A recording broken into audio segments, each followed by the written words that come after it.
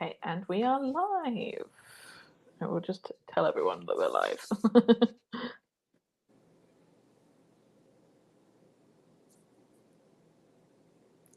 Yeah, I was switching back and forth between the Canadian stream and the international stream for this competition, which was kind of funny because I was thinking I wanted to listen to the Canadian stream because I knew that I wanted to listen to you for pairs, and then I was curious what everyone else was going to say, and the different commentators and everything. And then as I was watching the women, everyone was like, no, you need to go back because Chris Howarth is like live calling out all of the tech panel for like not calling the I was like, I saw so much discourse about the women and the men's particularly. He was like, well, that's under rotated. They didn't look at that. It's so interesting. Well, we can't, in Canada, the international feed is not available to us, so I wasn't able to hear any of his stuff, but I did work with him at Worlds, and even not online, or I guess on the stream, he'll get worked up about a call for sure. Which we love. It's worse. Yeah.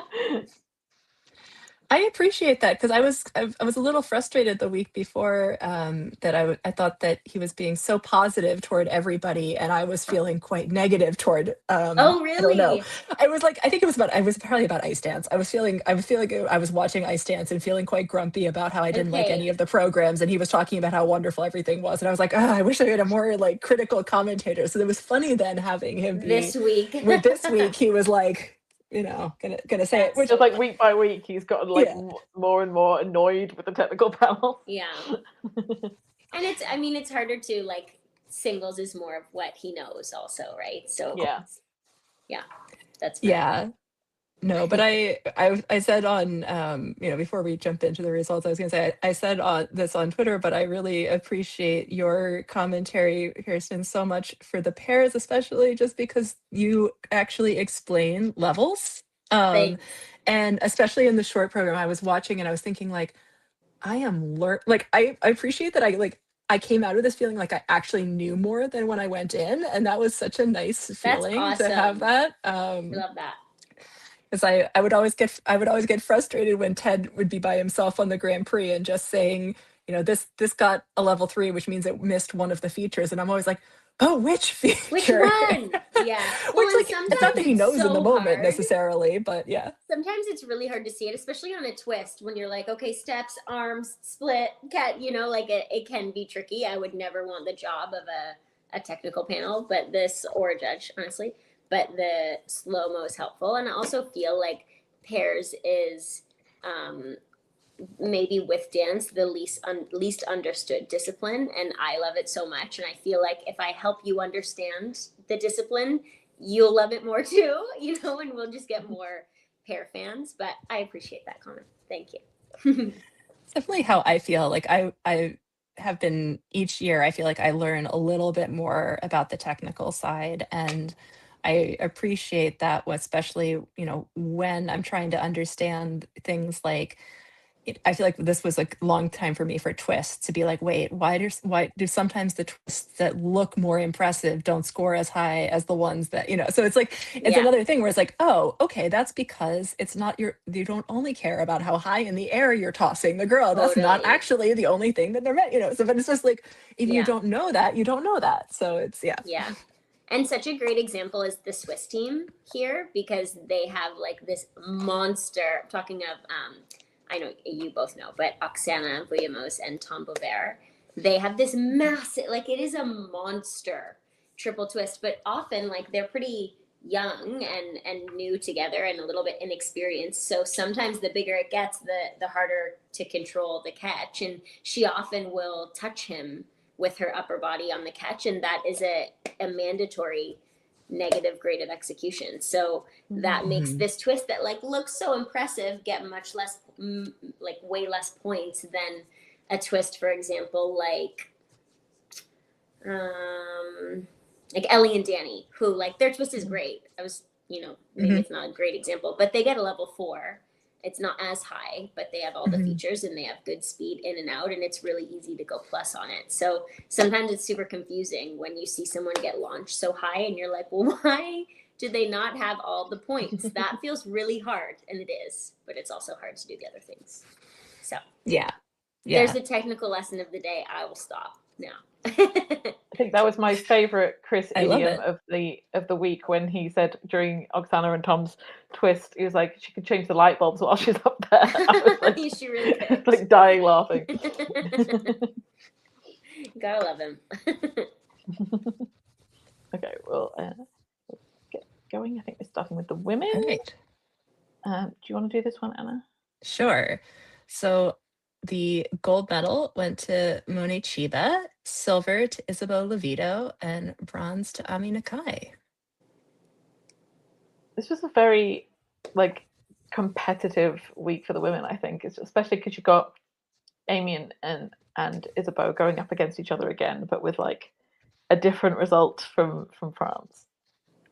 Totally. I was a bit worried for Isabeau because of her falling off the podium in France. And France obviously was an insane, calorie scoring whatever in the high 40s that she scored, and not winning. I think she even said that in the media was crazy. So this one, not quite as, I guess, high scoring as France, but you're right that there were so many skaters that could have finished first, second, third, fourth, and it really had the potential to, for the results to toss up some skaters' chance for final. But I thought they were great. I really like Mona Chiba so much. I love that she went back to her short. I have to say I like costume version 1 better still, but sometimes it takes me a few times to get used to something, and I also appreciate that sometimes it feels like you need to freshen it up and get something new for a new season, or even halfway through the season. I used to do that sometimes. But I love her short and her free. I think both are really amazing programs for her, and she's an easy skater to like for me.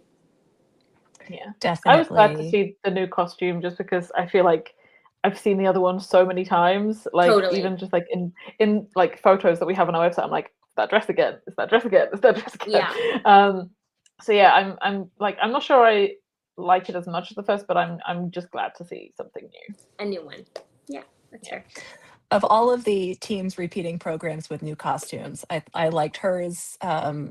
Hers better than most of them. So I thought I must get attached to the first version with people, and I'm like, I don't know about that second costume.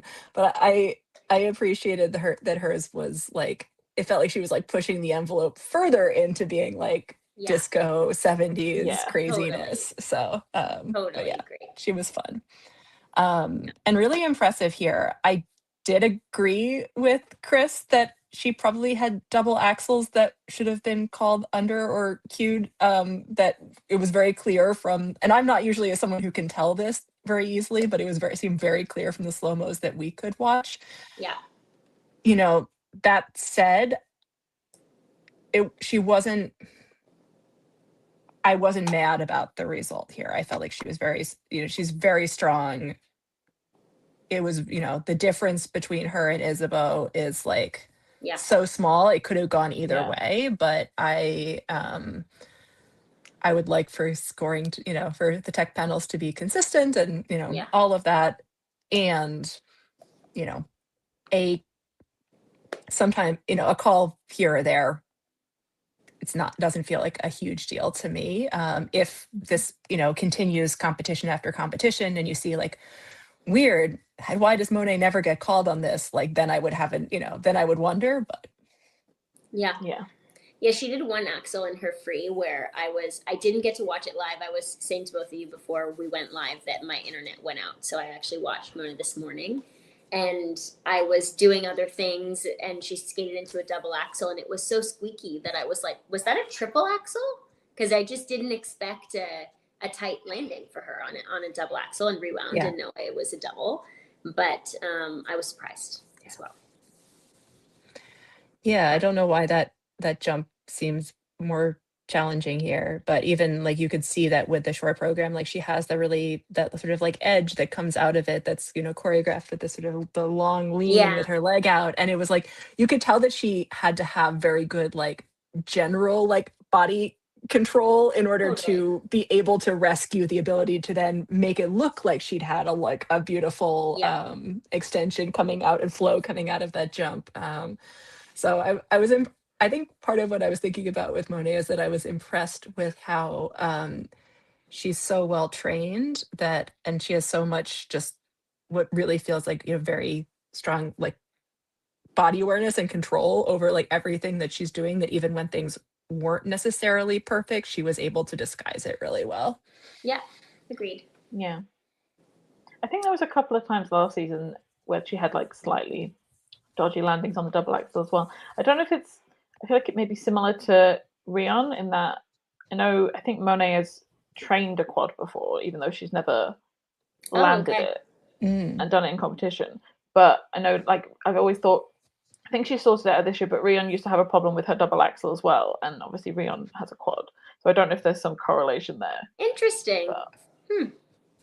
That's cool. That is interesting. I don't know if that, like, it's a strange, like, little thing, but I don't know if there's anything, if it's just like me imagining a link between the two. Well, do you remember when Mao Asada used to always get unders on like her double loop combos? Like she'd do triple X double loop, and it would be under, and it wasn't that she was not capable, obviously. She could do a triple axel and all clean triples, but I felt like sometimes she just didn't give the double as much because it doesn't need as much, but ended up giving it a little bit too little, I guess. I don't know. Yeah. Could be similar, like an easy jump doesn't require as much physical strength, but I don't know. I've never done a quad, so. Well, I've never successfully landed a single axel, so you know. Never say never. Maybe someday. No, trying to. Sorry, going back to our podium and not my axel ambitions. I will say that while Isabeau's Zuby Zoo program is not my taste, I was thinking about this time watching both of her programs and the criticism that she's been getting for them being kind of just like the same as last year. And, you know, she's just been doing the same style forever. And yes, kind of, but I really felt like watching it this time just how much more like maturity and intention I feel like she's putting into her programs. Like she was always a beautiful skater, but it seems like now she kind of understands a bit more like what she's doing with some of these like long lines and pointed toes, and it feels sort of, I don't know, it doesn't feel quite as much like she's going through the motions of it. And maybe that's just because she's done some of these styles for a long time, she kind of more inhabits it. But I was appreciating so many of the little details of her skating when I was watching this week, and sometimes it all kind of blends together for me. And this time I felt like, wow, she was really putting everything into all of those details. I have an unpopular opinion. I like Zuby Zoo better than Breakfast at Tiffany's. Oh. People are going to be mad. I'm really sorry. Well, I don't think they're as similar as people make out that they are. I feel like they have a similar air, but like one's kind of more old-fashioned than the other. Like I wouldn't say they were as similar as people make out that they are. It's such a hard line to walk because I am a proponent of try different things in the first and second, sometimes even third year of the quad. But then in the fourth year of the quad, you have to do what you're good at, especially when you're trying to make the Olympics in America for women's skating. You know, like not that I think that she doesn't have a great chance. Of course she does. But, you know, it's that she's got competition in her country, and it makes absolute sense to strategically pick a style that she's comfortable with and is good at. And sometimes I find it's hard for, you know, like we obviously all have our opinions, and as fans of the sport, we're entitled to them, right? But, you know, the Italian dance team did robots last year, which was a total different thing. And everyone was so upset about it because they wanted them to do something. I shouldn't say everyone, but the vast majority that I saw were upset because they wanted them to do something that was a little bit more in their wheelhouse and set themselves up better for this season. So it's kind of like that tricky line of like, how do you branch out a little bit, but not too much, where you lose momentum, but also keep expanding your horizons. It's really hard. And I remember Isabeau tried the snake thing, which I don't think stayed for very long, but I have seen some efforts at other things. And yeah, I like this short. I think it's the long for me is fine. Like I don't think throughout the season it will ever be a program that I will be like, you must go watch this, where some other people have that type of program. But I think she'll be really successful with it. And it seems like a strategic choice for me. Yeah, I mean, I think she looks very comfortable with both programs, and that's what you want in a season like the Olympic season. And with Cinema Paradiso, I mean, that's just like ready-made to take to the Olympics. So yeah, definitely. I was not surprised to see Ami have some mistakes here. I mean, she was still very strong, but it seems like it's a very difficult thing to go from having that first Grand Prix and everyone saying you're, the new best thing ever, and to keep that up for the second one. So I was glad that I was glad that it was like still overall quite strong, but I also was not shocked that she wasn't able to match what she did in France. I was impressed in France that she was able. Sorry, Lois, go ahead. Go ahead. I was impressed in France. Oh. Okay, you go. This is the problem with lag. People just talk over each other. So this is kind of more like what I expected from her first competition. Like this is like a couple of mistakes on the axles and stuff. This is how I kind of thought her first Grand Prix was going to go, and then she like blew everyone out of the water, and then the come down from that just a couple of weeks later, it's hard to maintain that level that she showed in France. Yeah, it's so challenging to do that, especially because it looked seemingly very easy for her in France. And sometimes when even like a competition goes great or training goes great, you come home with a little bit more like relaxed energy. Like that was so easy. I did it. It was so easy. And then you start training and you're like, oh, it's actually hard. Like, how did that happen? This is hard. And I was impressed that she did so well in the free at Grand Prix de France after the short was so good. Like I thought that might happen a bit sooner, where she might feel the pressure, and we didn't see that. She was incredible and still quite good here, obviously, but not quite the same magic as a couple weeks ago. But I think she still can be so proud. Definitely. Of third. That's amazing. Yeah. While we're talking about the Japanese women, I just want to say that I still love Yuna Aoki more than anything. She's so wonderful to watch. I'm so grateful that we get to see her back for another season. I was lucky to get to see this short program live in at Skate America last year, and it's might be just genuinely one of my favorite programs ever. And so I was so happy to see it again. I mean, she didn't, she got dinged with the unders here. She had, various mistakes.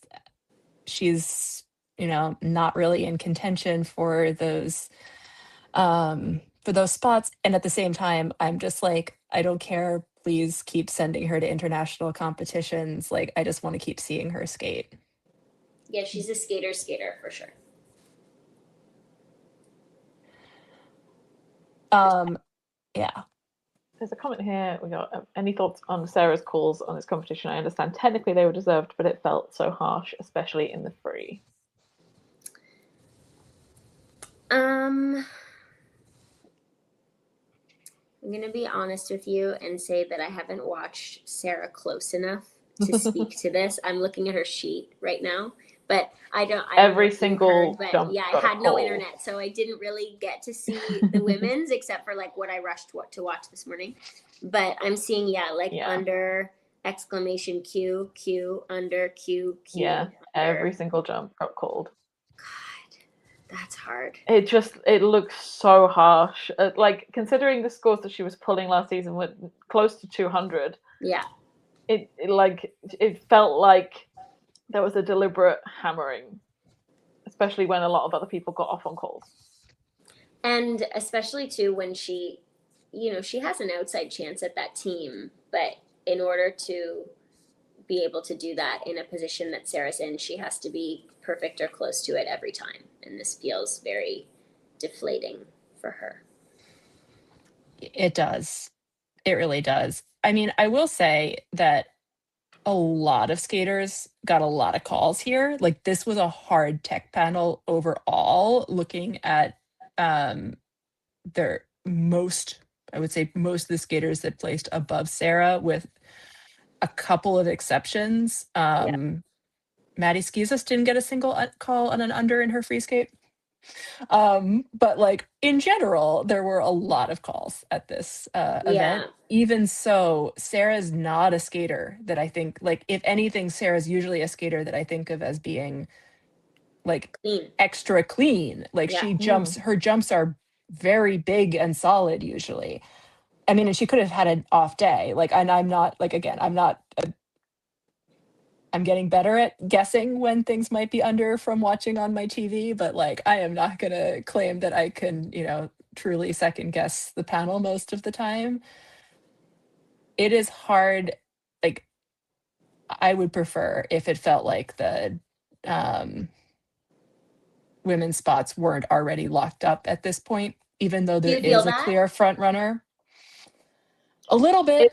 I mean, but who knows? Something else could happen next week and we could all change our minds. But I think even with Brady doing well here and coming fourth, it still feels like there is a clear front runner here, where I think if Sarah had skated this free skate and had every jump called clean, we'd be looking at her as like, oh, whoa, she's this, like, the way we were seeing her last year, as the like incredibly consistent, incredibly incredibly clean skater, a technical skater that you're going to send because she's not going to make a mistake. And I think that fairly or not, like, that's kind of the niche that she potentially had compared to the other skaters that she's kind of up against here. And so it's like, if you, in some ways, because we don't see her as a skater that is as sophisticated in her presentation or any of those things, even though she has interesting programs and is doing some interesting things,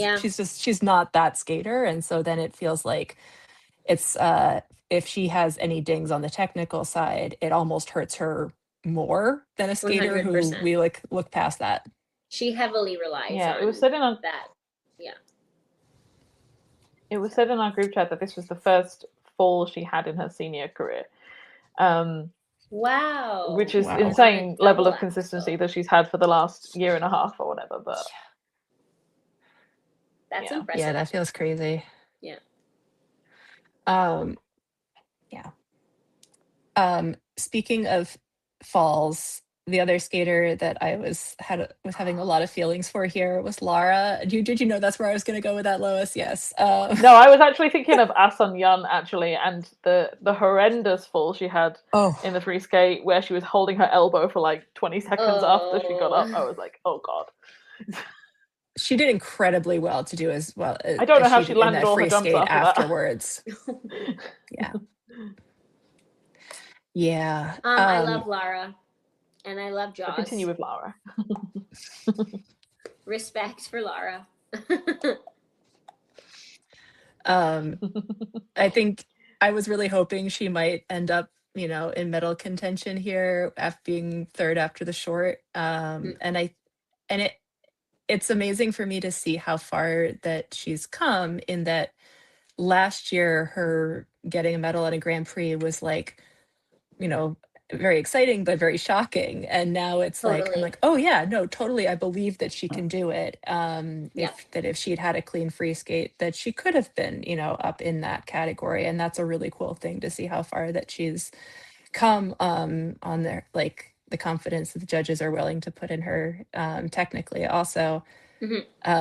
But that fall on that second, so I just was like, in the start of the second half, that was the moment I was like, that I like shouted at my TV and I was, like, upset at no. But it was like, it was going so well.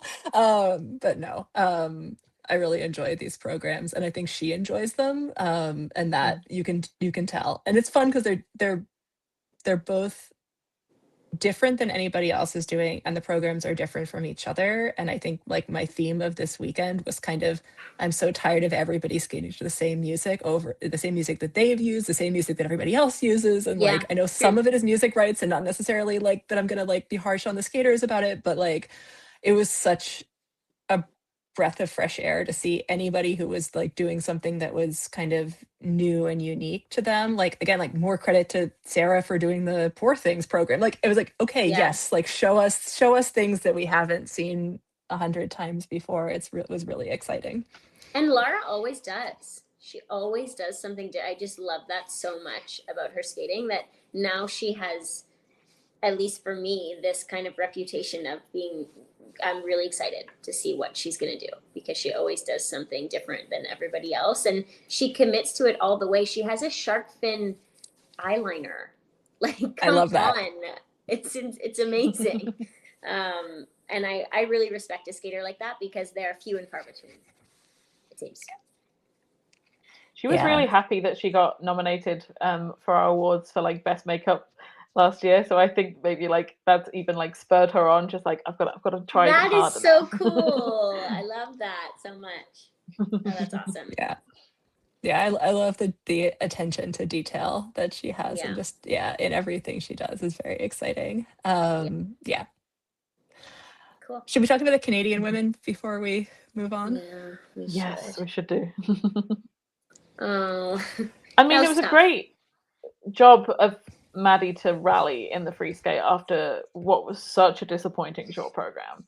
Oh yeah. It really like showed why you cannot even count her out of contention even after a bad short like that. At least like for the top Canadian woman. That's the thing, yeah. Like she's got grit and determination, and having a tough season, really tough start to the season. And I know there's like all kinds of music rights things happening. Like I saw in an interview, she talked about how they weren't sure if they were going to get the Black Swan short program cleared. And I didn't skate during this era, but I can't imagine how stressful it would be to not know if you could do the program you were skating to. I'm sure that is an added factor for many skaters. But oh gosh, that was tough. That was a tough short. Great rebound in the free. And then I felt like Sarah Mode, who had an amazing I loved her short. I think it's so fun. I think the choreo's brilliant. The music's brilliant.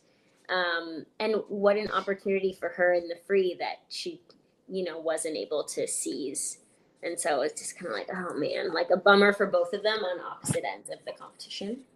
But yeah. It keeps it. Like, it keeps it open for both of them, which is kind of, it's interesting, but also like I wish it was open because they were both performing well than because they were both struggling. Yeah. But my thought is, it's so impressive that Sarah Maud has that triple axel that is so close to being like called clean. But then she's always had consistency issues in the rest of her free skate. Yeah. And I feel like that should be where the focus is rather than on trying to get the triple axel done. Yeah, I get that. I also feel like she needs something for people to be like, yeah, Sarah Mode could do it. Because in the back of her head, I think when team event is involved, if team event wasn't involved and Canada had one spot, they could be like, yeah, send whoever earns it. But team event is a very, big piece of that puzzle for Canada. I mean, for all teams, but for Canada. And picking somebody who has never had any experience with that level of pressure is a big risk. It's a big risk. And so I know Maddie didn't have a great short this weekend and is having, you know, a difficult start to her season, but she's done it. She's been like the clutch member of Team Canada. She is the team event. Right. 3.5 years ago. And so it just for me is like such a gamble to put that pressure on somebody who's never done it before when they are this close right now. Yeah. It's hard. And I'm still interested to see how Gabby Daleman does. Me too. Having her international very soon. And This week. she's been looking really good. I mean, her short program seems to be ready. It's about getting through an entire free skate. But she just got a new short. She's definitely not. Yeah, I thought that was interesting because like It her must short be music seemed like it was going really well. I really liked the short. Yeah, it must be music. Yeah. I think. But like she seemed to have like worked out the consistency with the short, and it's Yeah. just about getting a full free skate done. But I wouldn't count her out of contention at this point. No, me neither. I'm glad that more people are getting international competition. So it really seems like Canada's made a shift this year to send out men and women and pairs. Like, I mean, I'm seeing like a lot more Yeah. people trying to get their minimums, and that Yeah. really, it seems like such a no-brainer that's going to be good for everybody to have a little bit more depth in that international field, and not that sense of putting all of the pressure on one person to be the standard bearer. Totally. And I mean, it's an expense for sure, but there are so many benefits where, you know, gaining world standing points so that you skate a little bit later in bigger events. It's learning how to compete in that scenario, in that situation. For a lot of these people, they don't get a lot of opportunities to try to do that. So it's great. Yeah. It's nice to see. Yeah. And Gabby hasn't been out in years. So No, I think I was at the last competition she was out at, which was no way. Grand Prix Sheffield. Wow. I think it was Grand Prix Sheffield. That would be interesting. It's a lot, yeah. Yeah. Shall we move on? Okay, Yes. we should probably move on. Okay, Nice, now we my have fave. pairs. Go to the pairs. Yes. So gold we have Diana Stellato-Dudek and Maxime Deschamps. Silver we have Minerva Fabienne Haas and Nikita Volodin. And bronze we have Ellie Cam and Danny O'Shea. Well, it was a great event. Yeah.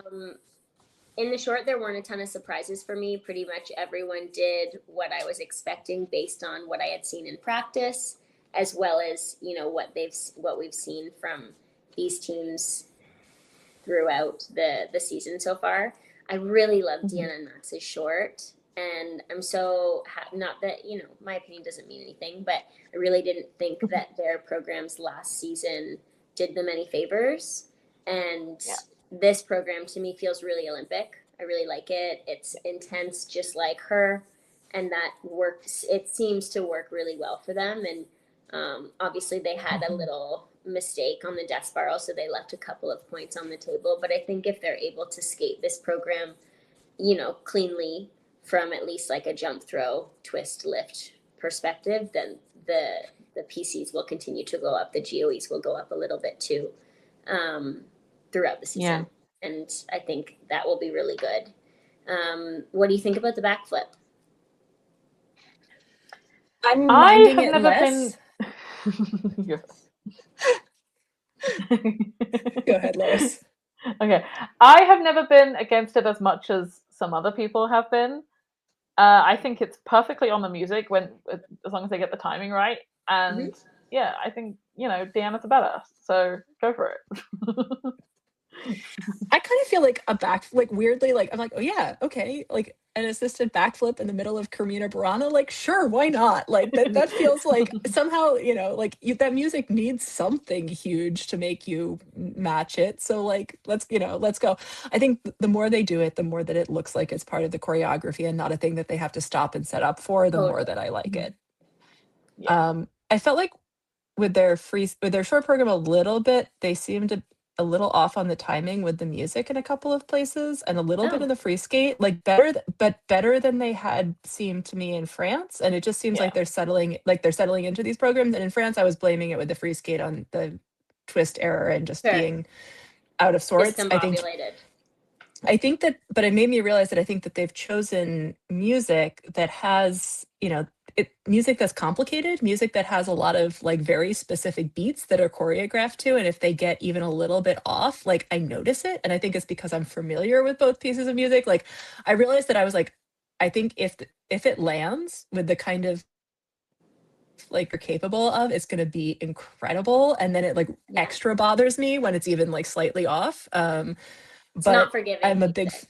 exactly. Mm. But again, I'm a big fan of the fact that they are choosing things that feel like they're challenging them to be their best. And so like that, and that's what it feels like both of these programs are. Like, yeah, giving them that. And I really enjoy the look that they have in the free skate with Deanna's hair down. I think Yeah. is so fun and interesting. Yeah, I agree.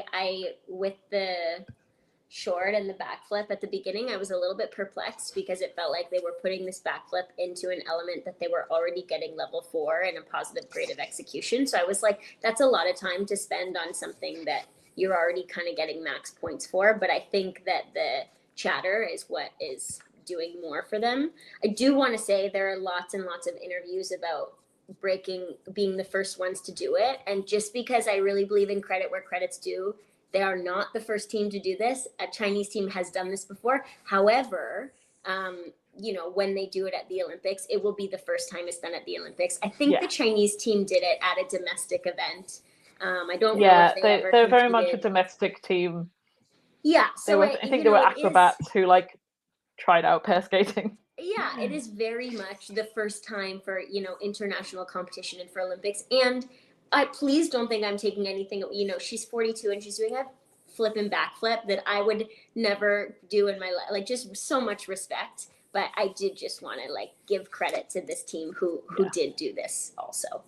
The free program, I like it too. I would say it's my favorite in the last piece when it really starts to pick up.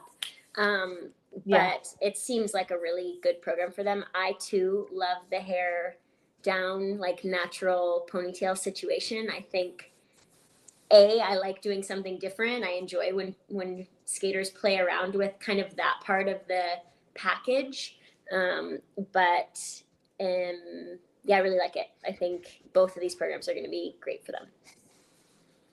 And they look confident, which is perhaps the most important.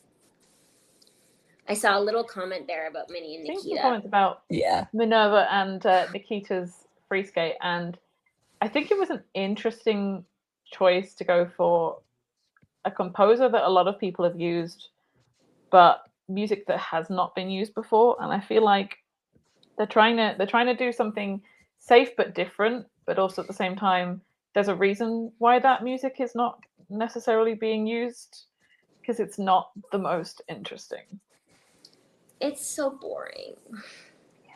It is. And I say that as like, I'm so sorry. I say that as like the hugest. Like, if you've ever listened to any sort of commentary or like Instagram story, you will know that I am a huge fan of this team.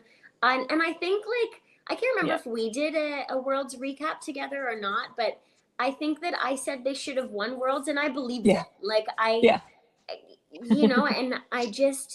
I really felt so strongly like they didn't win Worlds. They're going to be livid. They're a strong team. They were still relatively new, and I thought this team's going to win the Olympics. And then I saw the free, and I was like, oh, I don't know. Like, it just doesn't feel. And again, my opinion doesn't mean anything, but like the Japanese free program feels Olympic, and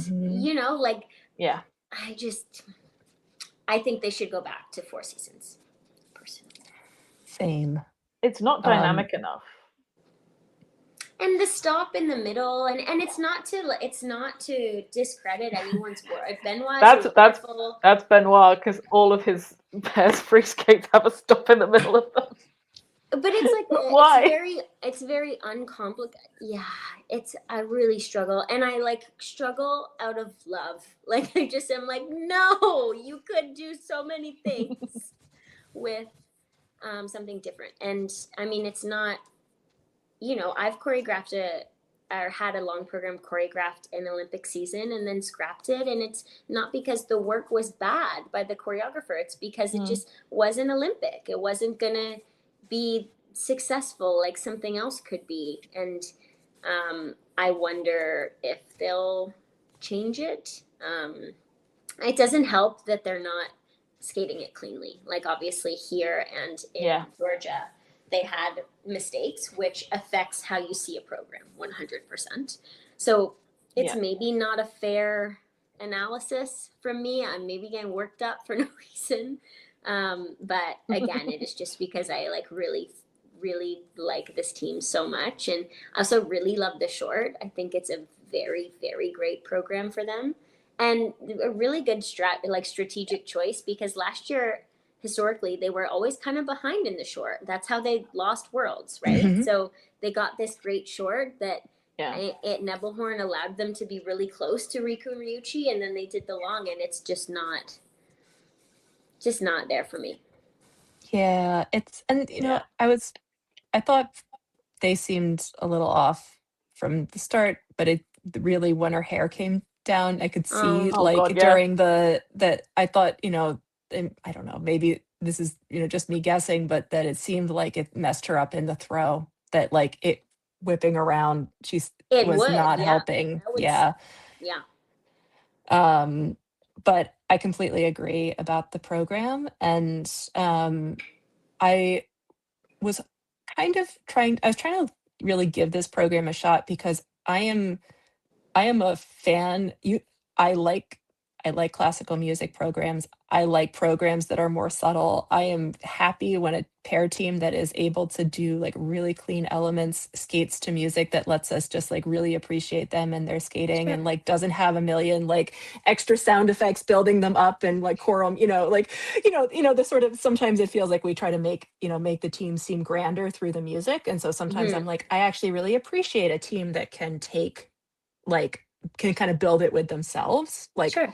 So like I was like so ready to give this program that, and I think it just isn't doing it. I do love their costumes though. So I would be sad if they went back to Four Seasons and we didn't see these costumes anymore, because I think they both look fantastic in these costumes. So I would be sad to not see that. Okay. Well, 4 seasons with a new costume, maybe. Maybe. Yeah. I mean, I totally believe that they could do something, I'm like, give them one of those sort of pair warhorse, like in Four Seasons kind of is, even though they did their own thing. But like, I could see them doing a Rachmaninoff program. I could see them doing a Beethoven I could see them doing something that would have that kind of, drama, but in a very like classical mode, and doing it really well and being a contrast to some of the other teams that way. But yeah, I don't think this is it. You just have to let people stand up. You have to like let people want to stand up. And a lot of that is the music. Like you can do the most amazing job ever, but if the music doesn't build in a way that makes people want to stand up, that's influences everything. And like, again, Benoit is such a brilliant choreographer. So I don't like it. A part of me is like, who am I to say this is, it's just my opinion, obviously. But yeah, a bummer. Yeah. But Ellie and Danny, I was very proud of Ellie and Danny. Incredible. I was just going to say the fact that they had like a clean free skate, both throws. I mean, the first one wasn't the best, but both throws landed. It's just like, yay. It's huge. That's huge. And hopefully huge for their confidence. It would have been so challenging. Obviously, Danny having 2 surgeries makes his recovery and coming back really difficult in itself. But it also would be so hard for Ellie, because for 3 months, she didn't get to be thrown by her actual partner. And she needed those 3 months. Like she's not as comfortable in throws as many of her competitors. And so that would have been, I think, such a challenge, no matter which way you look at it. And I was really happy for them that they kind of looked more like the team we saw, off and on, I guess, last season and the season before. But I like their programs. I will say I tend to like when they work with Drew Meekins more than when they work with other choreographers. For me, he seems to maybe it's that he knows them so well, but for me, he gives them programs that really give me a lot of moments. And it's not that the long doesn't do that, but yeah, I like both. I like both. I don't get the long, and I feel like it doesn't play to their strengths. Which is just that. So, which were just two slightly different comments. One being, I felt like the programs that I really have enjoyed from them, like they had their East of Eden. They've had these programs, and I actually really liked the Stand By Me last year. Like I think there are these programs that like it lets the flow and the details and the choreography that they have and their connection with each other, like it really go. This felt like sort of three covers of pop songs from three different eras that did they have anything to do with each other? What, like, why? Like this, that was just my thought. Like, was this program just like, yeah, are these just three songs you like? Like it just sort of, it didn't have anything. And I kind of thought pick one of those concepts and build a program around it rather than like have it be this mishmash. Maybe I'll get used to it and it won't bother me so much as seeing it for this, like was really me seeing it for the first time. But I found that I kept being distracted by their music cuts and thinking about why are you skating to this cover of Eleanor Rigby and like, so it took me out of the program in a way that I wanted to stay with them because it was such an incredible, they were having such an incredible performance and I kept getting distracted thinking about why are you having this music cut. So that's fair. But I think I think some of that actually, in my mind, that would be fixable. I think they need a different middle section of music to the program, and that would probably, pull it together for me. It just didn't. Almost like a composition to like meld. Yeah, something. Or I mean, or if there is a theory, like I'm willing to be convinced. Tell me the narrative that you're having with these three pieces of music, and I'll buy it. But like, yeah. Do you want to know what Drew told me? Mm-hmm. Will you lose me? Have you lost me here? We lost your video, but we have your sound. Okay. We have your audio. Okay, great. I'll tell you. Because I asked him about the programs and if they had a story, and he told me that the free program skating to iconic English language songs, they really wanted to skate to something strong, bold, and fun that the audience could get behind. Okay. Yeah, so it just kind of they feels are like definitely skating to three iconic songs. Yeah, so, it just kind of feels like you got a playlist of mellow covers and just went with it. It didn't bother me, but I can see what you mean. I think I also was just like really happy for them. Like, good for you guys for doing things, Yeah. No, and like I feel like I'm at that point of the season where like I'm still just being a hater about people's programs and I'll get over it like as I get used to them, but right now I'm still kind of in that mode of like, oh, but you could be doing like what I'm imagining the alternative thing I wish they were doing instead. And so like I will get over that phase. I mean, I would never stop on that subject if I was talking about ice dance. So I just refrain from sharing too many opinions on that display right now. I am obsessed with Leo and Trent's short. Isn't it so good? It is. It's so good. I love it so much. Look, I really try not to be biased with this team. Obviously, they're coached by my old coach, but I think this short is so good. I think the transitions are elevated from last season. I especially like this one where they do like waltzing threes into the lift. Everything is very musical. It's choreographed by ice dancers, which obviously helps, but the commitment to performance mixed with really pushing that side of the skating skill that they haven't touched as much as a team is so effective to me. And I think if they do it cleanly more often, they will get to push into those higher components. And I think they should have had higher component. I think I would have put them in the eights. Again, not a judge, will never be a judge. It's very hard, but I just really feel like I agree with you, Lois. I think it's an incredible program. I think Maddie and Adrian did an amazing job with them. I really like it. I completely agree. And I think it brings out just there's such a strength and like kind of equal strength between the two of them, this energy that they carry, that, and I think it really comes across so well in that program. I will say that if everybody except Anna and Luke had stayed where they were before from the short program, I would have won fantasy. And instead, No everybody way. swapped, and I lost all of my fantasy categories except Anna and Luke, who popped themselves. So, Yes. no, it was sort of funny because when you were saying about what was expected or not expected of this, I You also had expected Leah the and short. Trent. I thought that they were gonna, I thought that they were gonna pull it off. And I had them ahead of Ellie and Danny in my mind, even before the competition. So I'm like, okay, this is where it's going.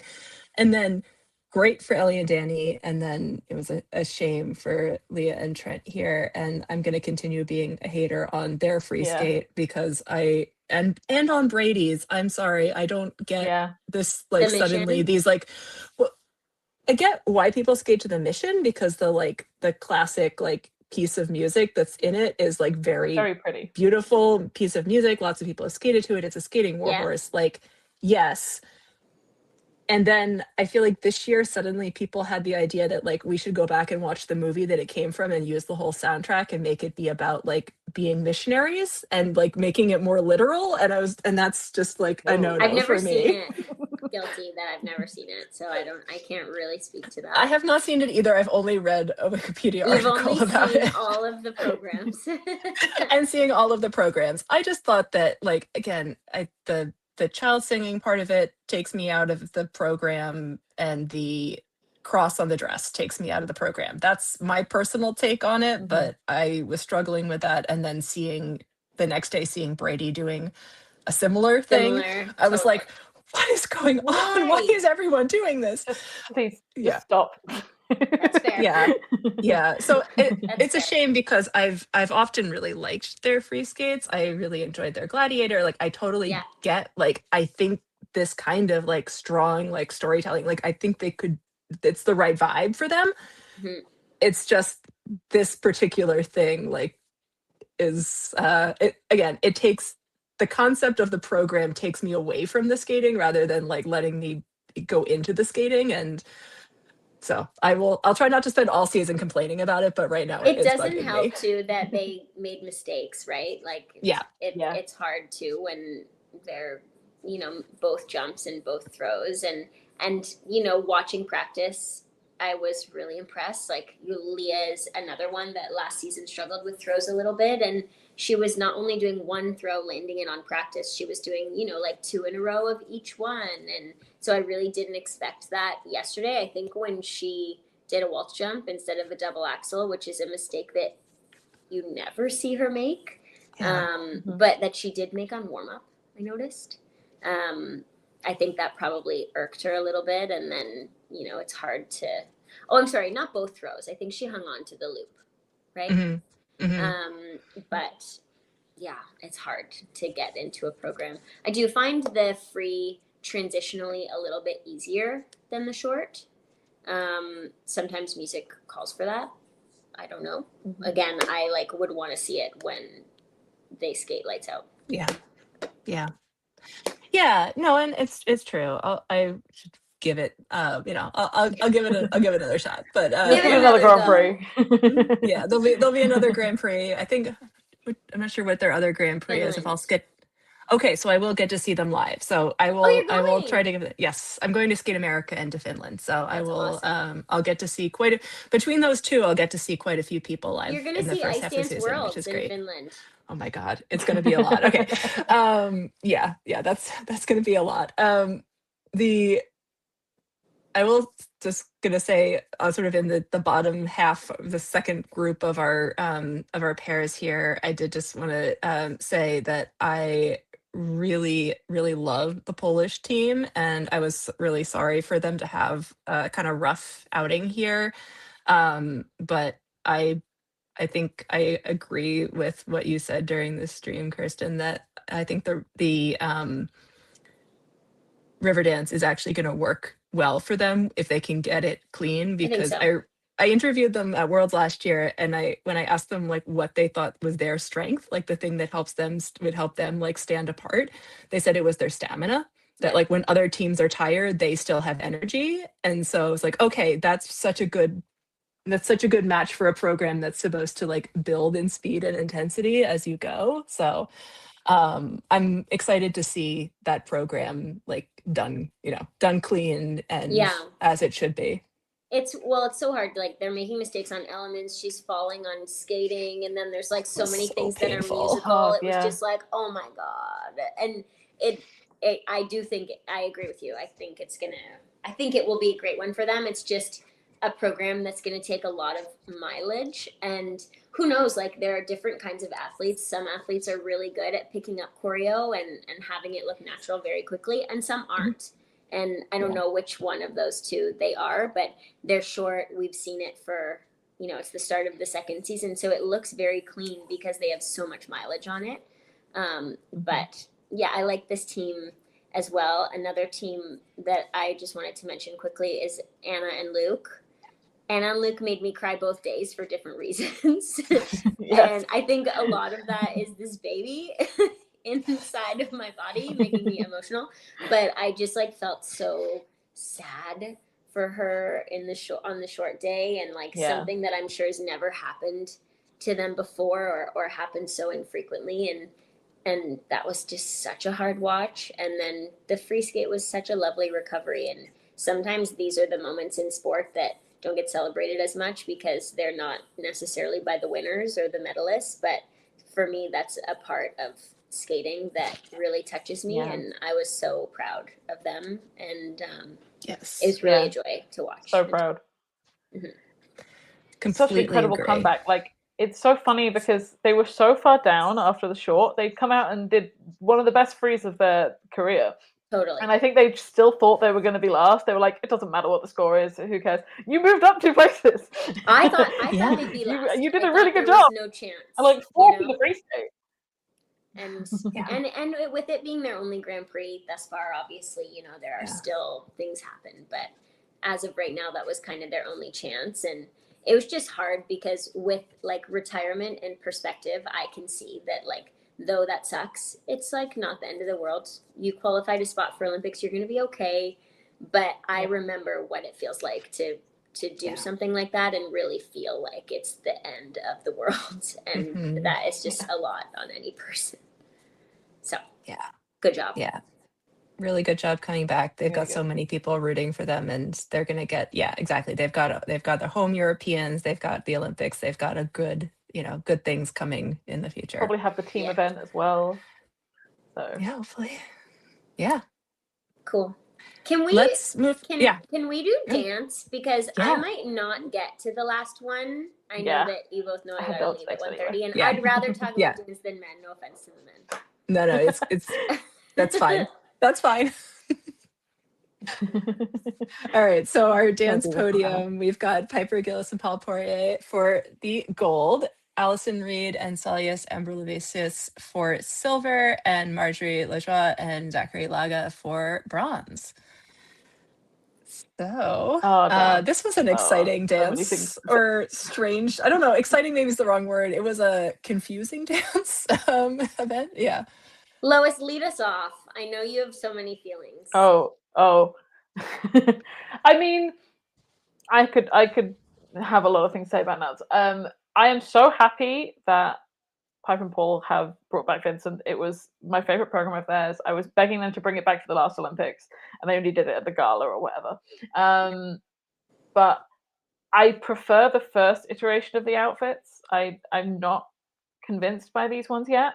I think her Starry Night now is too busy, and I liked it when Paul looked like he was a painter with like a white shirt rather than them being matchy. So, and obviously it didn't go perfect here. The lift was a mess, but I'm glad for all the repeated programs that we have this year. This is the one I was excited about. Yeah, I really loved Vincent as well. The only other one that I really liked from Piper and Paul that might have gotten me as excited would be Wuthering Heights. I also think Wuthering Heights was amazing, but of course they did that one in this quad, so I can see why maybe that would be less desirable.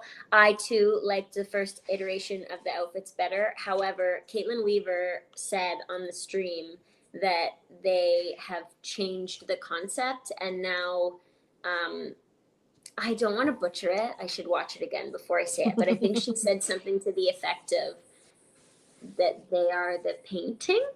So I was like, okay, maybe that's why the costumes, like Paul's no longer the painter, which I really liked that. Like, it's almost like a grungy, like, shitty shirt that you painted, but it's not shitty, obviously. Yeah.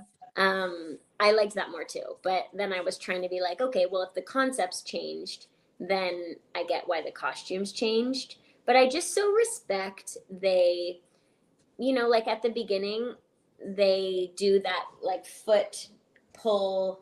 Paul pulls Piper's foot and she does the little flippy flip. I didn't follow the rules of ice dance last time they did Vincent, but I don't remember assisted jumps being a thing back then. No. Yeah, okay. I was going to say, Los, you can correct me. New. But now they've like kind of turned that into their assisted jumps, and I thought that's freaking cool, and that is so smart. Like that was an iconic part of Vincent that I think people would be sad to not be there anymore, and they've kept it in like kind of element form, and like the spiral and the 1 foot. I just think they do cool stuff, and I respect it. Yeah.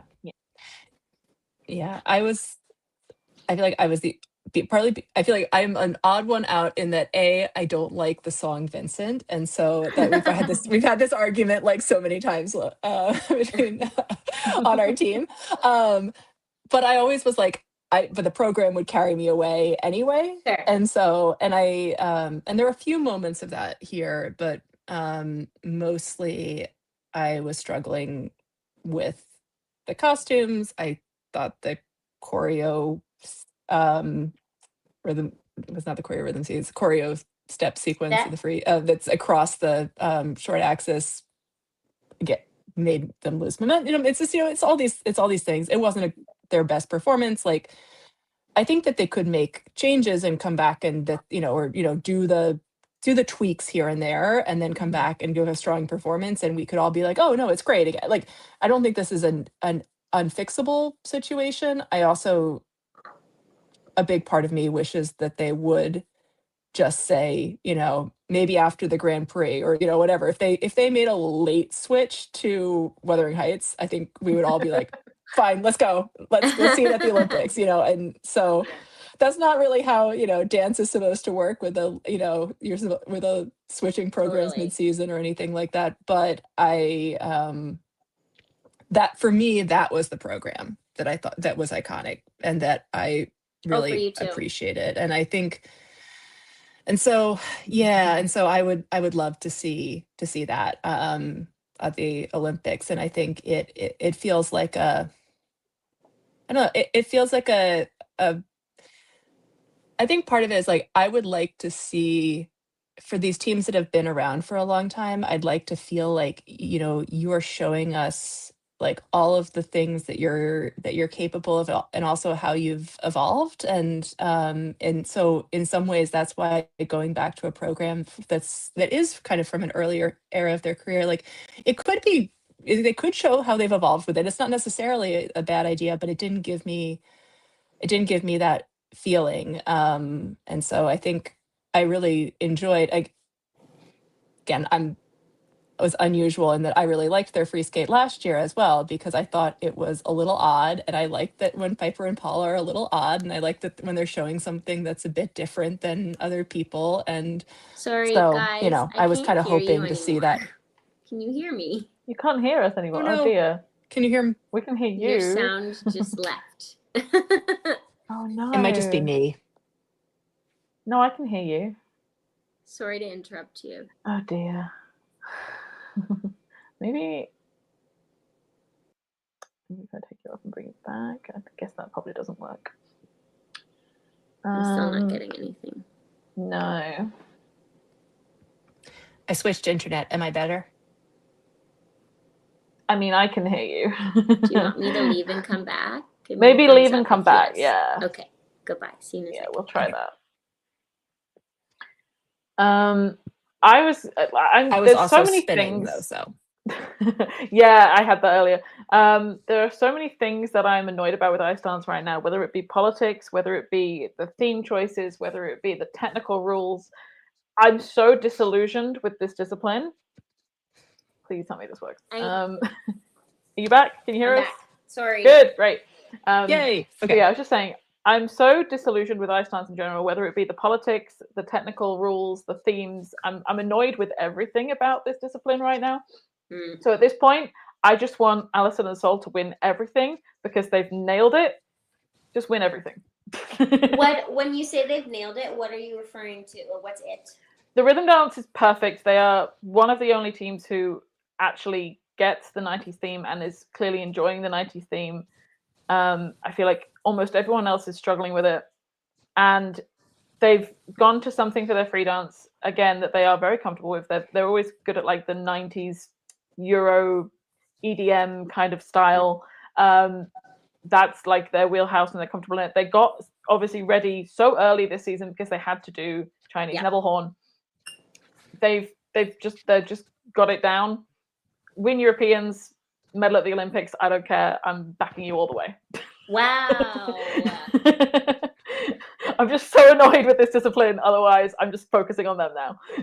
It seems like not making worlds was obviously like really shitty for them, but it seems to have really helped them to turn a corner. Not that they needed to turn a corner necessarily, but it I don't know if it was them being annoyed or frustrated or getting ready early or what it was, but they've benefited from that for sure, and obviously have worked their butts off to be in this place that they're in. Where now, I don't know, like I know they were third in France. I know ice dance is very hard to make final with a 2 and 3. Obviously, the Italians getting a 4. Yeah, I don't think they're out of the running because Skate America has a very tightly contested second, third, fourth. Like I think Lopreva Brissot are there, Carrera Ponorenko there, and Lajoie Lagar are all there. So if somebody gets like 2 and 3 again there, or 2 and 4, or then with like Emilia and Vadim coming second too, like that's one that came second at wherever they're China, but is maybe less likely to be second at another or not. I don't know. Yeah. Who knows? But you never know. Yeah. Everything's all over the place. Yeah, it's true. It really feels like kind of a mess. What do you think about scoring? Like it looks like we're seeing pretty low scores. I feel apart from French. Yeah. The biggest problem I think I have with scoring is it feels manipulated.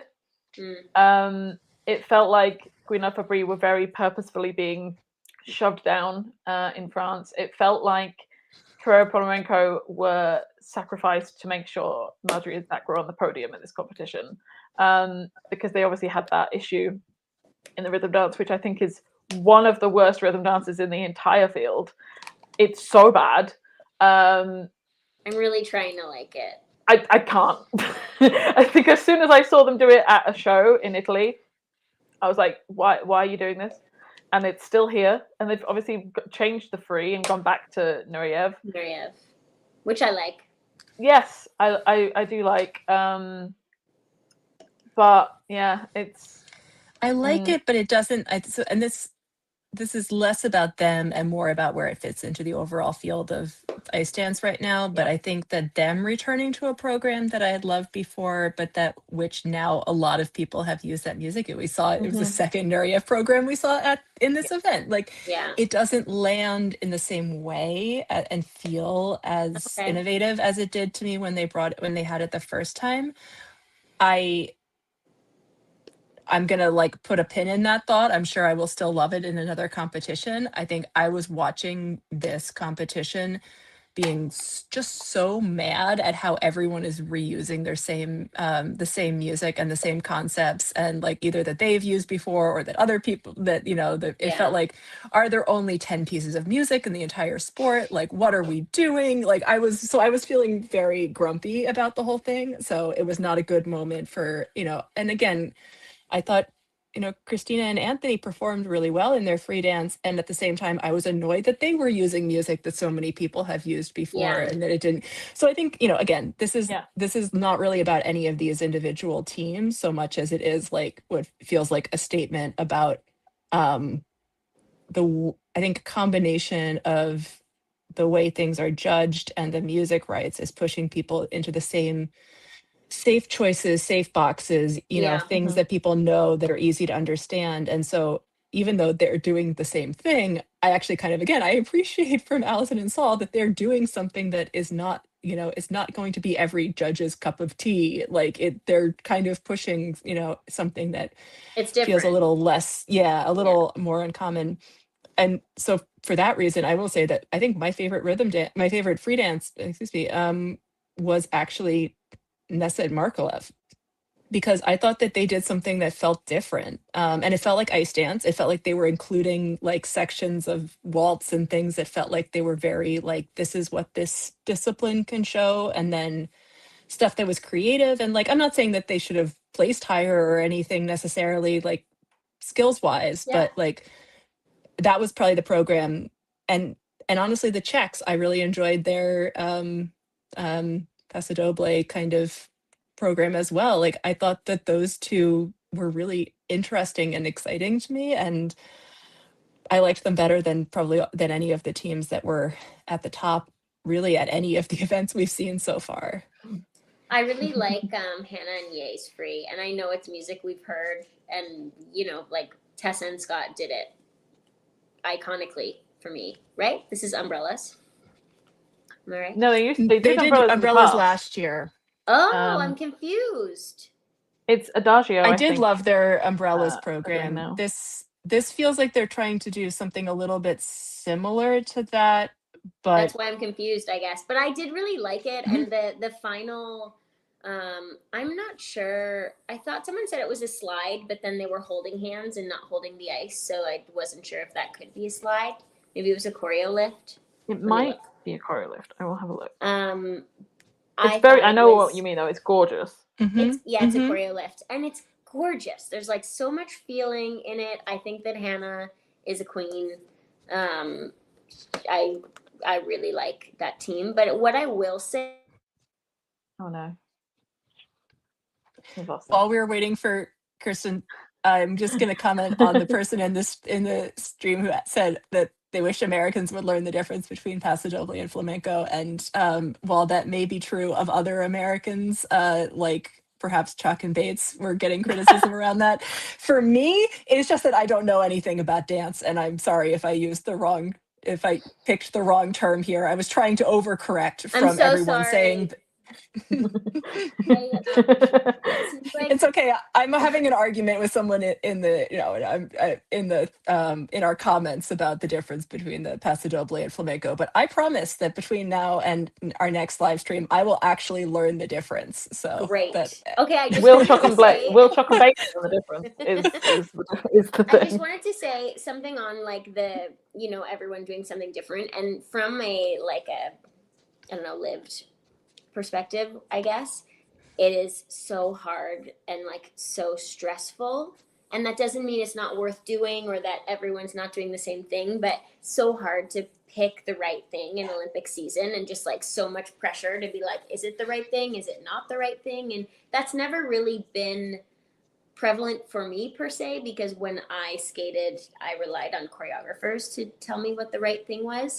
But I remember talking to Mark Pillay about that, and about how early they start to like pick music and agonize over the correct decision. And so it's just unfortunate that we're in a year that it looks like everybody, and I think a lot of that's music rights, but it looks like everybody was just like, just go back, abort, just go back to what worked before.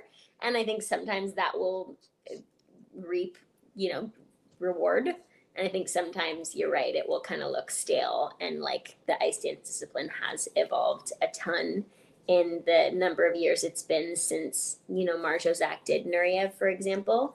I really liked it. I felt like I enjoyed that style for them. I prefer the first costumes.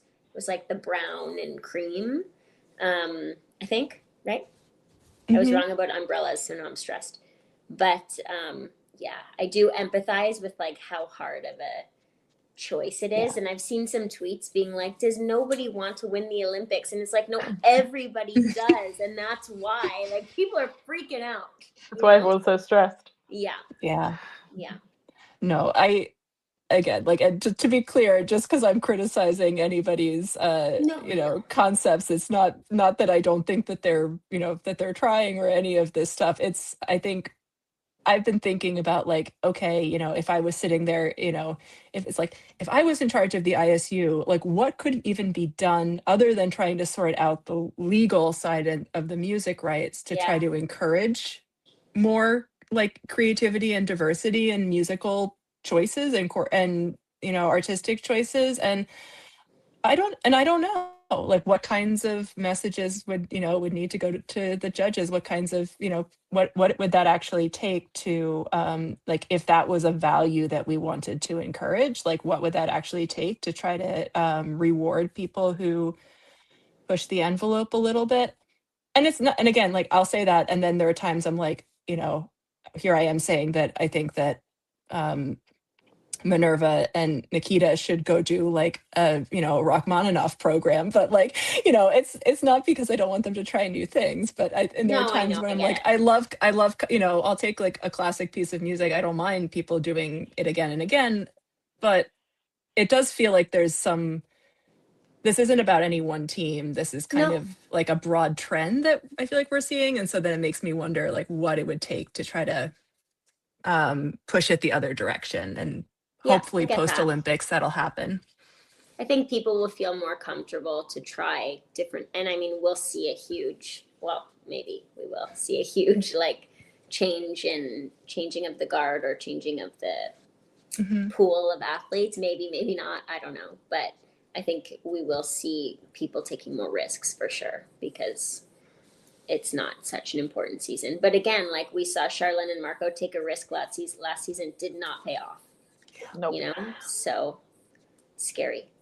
I'm also interested to know people's thoughts on the fact that the Mrazeks are using AI for their rhythm dance. I'm going to be honest, I didn't know that. Yeah.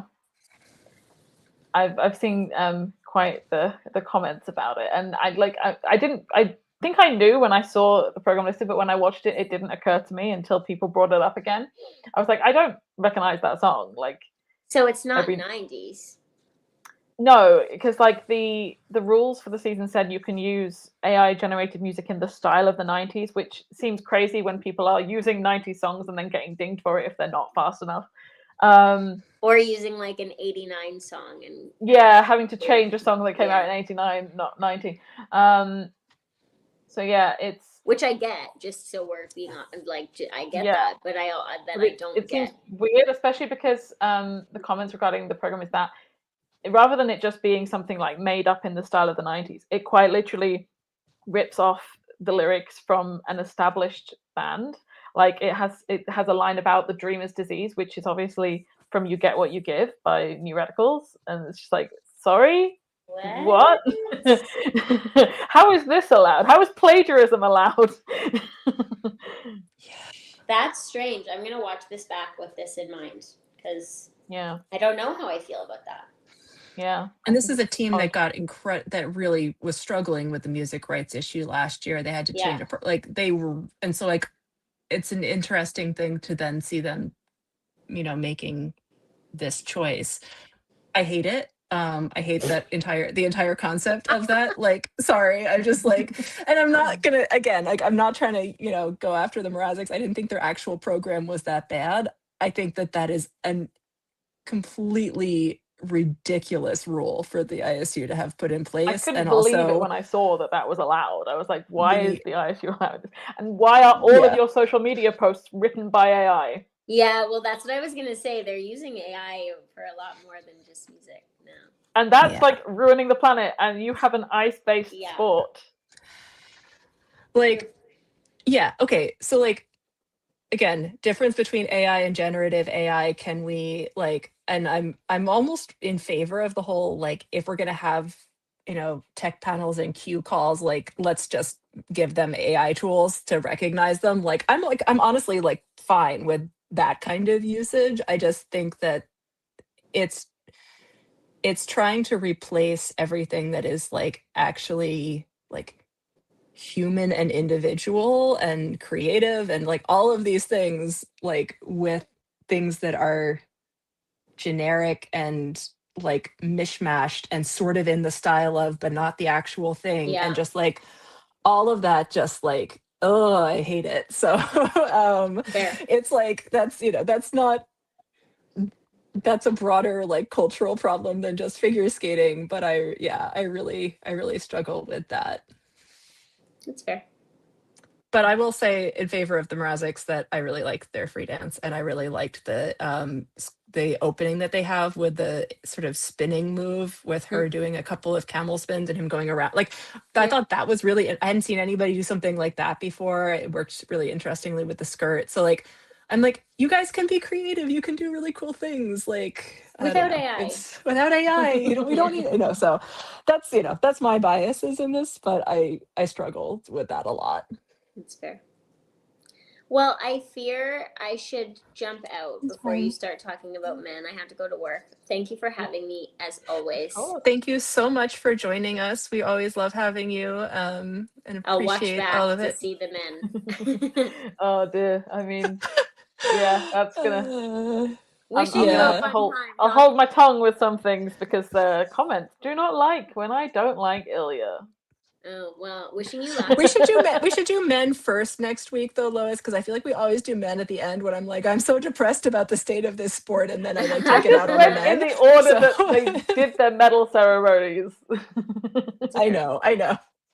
Okay. Thank see you next so time. much. Thank you so much for Bye. coming. Okay. The men's podium. We have gold, Ilya Milinin. We have silver, Alexander Selevko. We have bronze, Kalmura. Well, this was like the Ilya like Ilya world show. record show, and then the like, who would like to have a medal, like, competition below that. Oh my goodness, it was so much. And like, I do not have a problem with Ilya skating. I think what he does on the ice is incredible. The jumps, the consistency he has is insane. I think he just like either broke or tied a record for the most goals in a row or something. He broke a record. Amazing. I don't like either of these programs.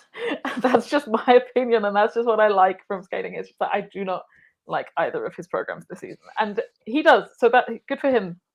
He's probably going to win the Olympics with them. That's fine.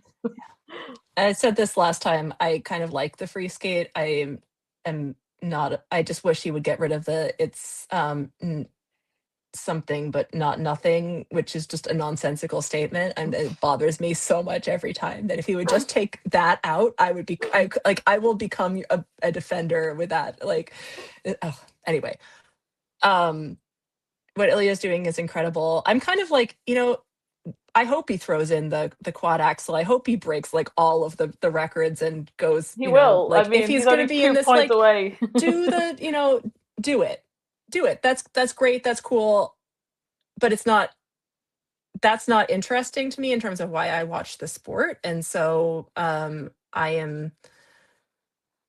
going to become more interested in, like I was here, in the question of like, hey, Kao and Kazuki, who are both like, chaotic in their different ways, like who's going to get, manage to pull out a cleaner program and get a medal here. Like, like, that was a more interesting thing for me to watch. And that it's just about where I get emotionally invested, what kinds of programs appeal to me, like all of those same things.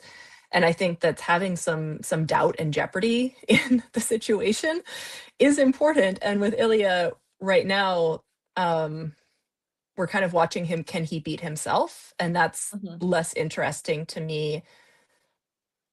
If I was more interested in what he was doing on the artistic side, which isn't to say that it's not valid in its own way. It's just not, again, it's like not to my taste. And so Not then to your taste, yeah. I'm not going back to watch those programs for the sake of the program because I love them like I would some people's programs that I don't care like if it's in a competition or not. Like I just want to watch that program. I don't feel that way about Ilya's. And so then if I don't have the competition drama and I'm not, you know, I'm not finding the things that attract me to it.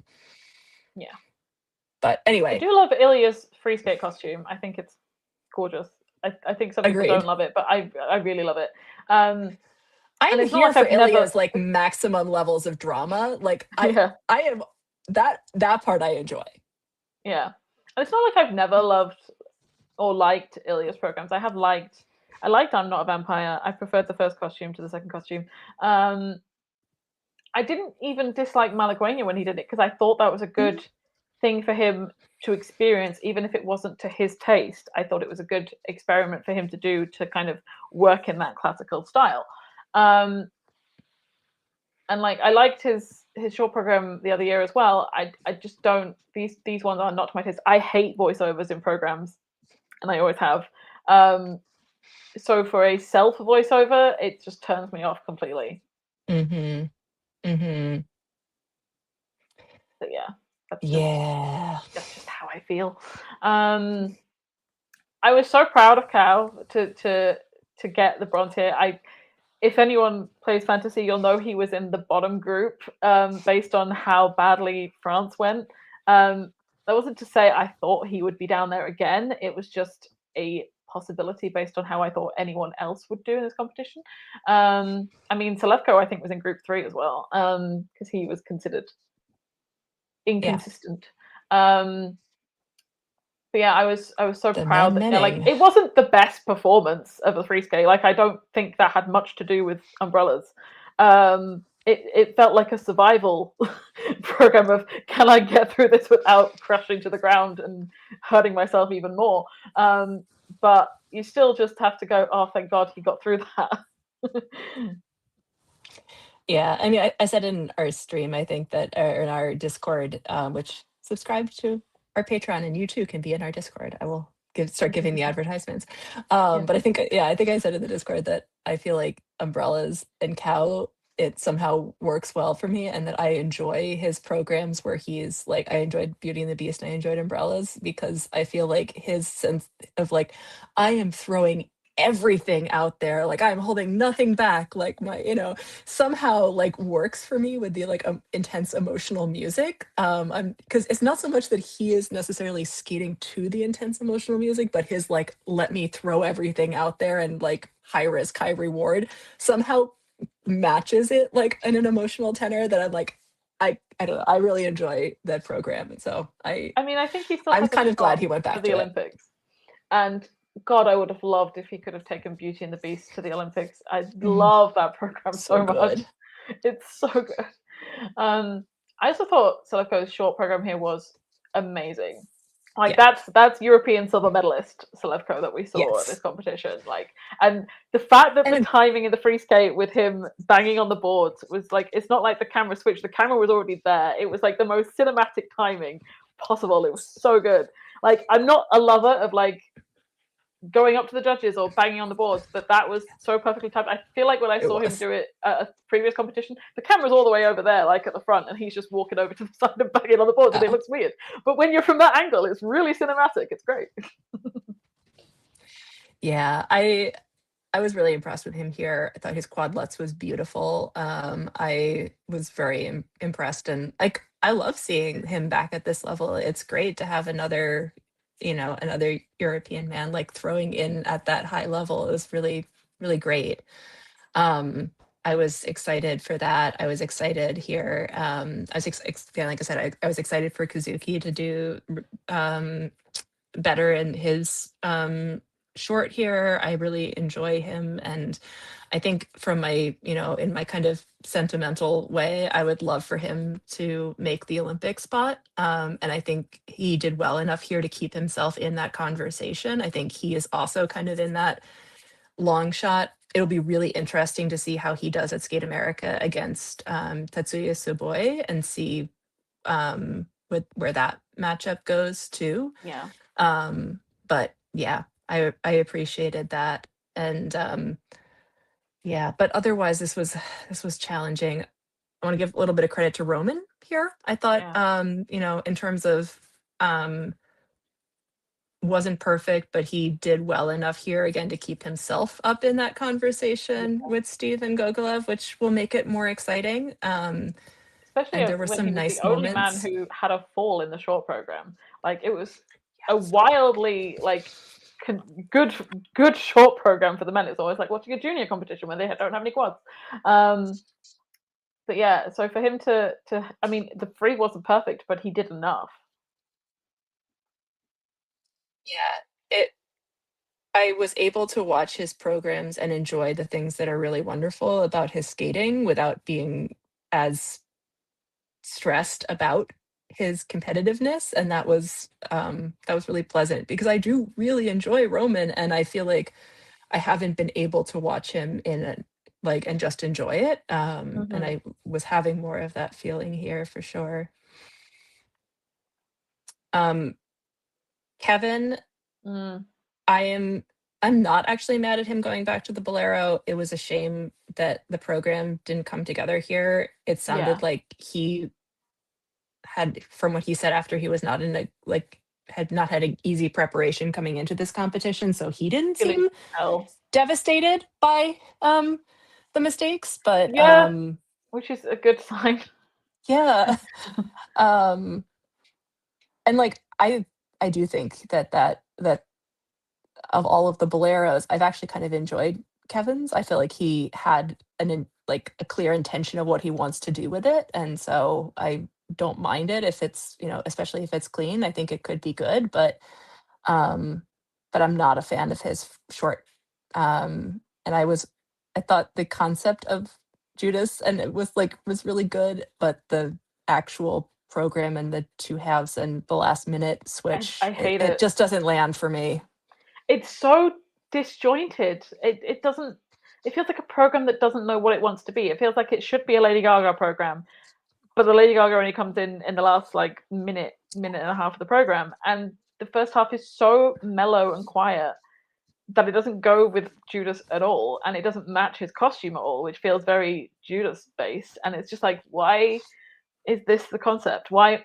Like I was saying in the group chat, which again you can all join if you join the lowest tier of our Patreon, that if you picked even just a slower Lady Gaga song for the first half of that program, it would feel like it combined better. Like it feels so strange as a program. Yeah, and Kevin is such a skilled skater that I did not love the extended kneeling on the ice moment in the middle of the step sequence. And he's better than that choreo. Yeah. And I like contemporary skating. I don't mind when people roll around on the ground sometimes. I just didn't want it to be in the middle. It felt like it took away from what makes a step sequence and what you're supposed to be showing off there. And so that bothered me. Yeah.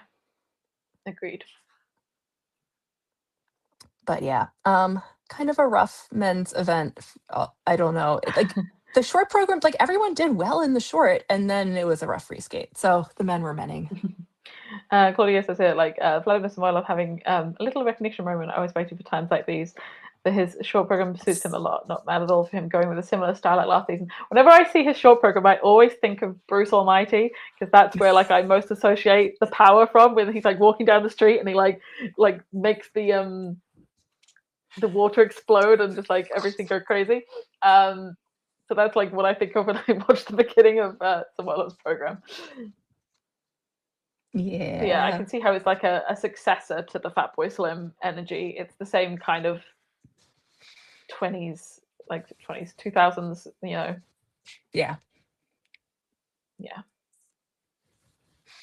No, he enjoyed it. I was laughing at this competition at the the picture of all of the men sitting in in the row, all of the Russian speaking men representing all of the different countries, which was kind of a funny thing, but it was genuinely nice to see that they were all, that they were all hanging out at this event. It was pretty funny. I saw a funny comment that said they were like, there was a picture of them in, like all of them like blonde, and it looked like they were like doing a Bruce Waddle lookalike competition.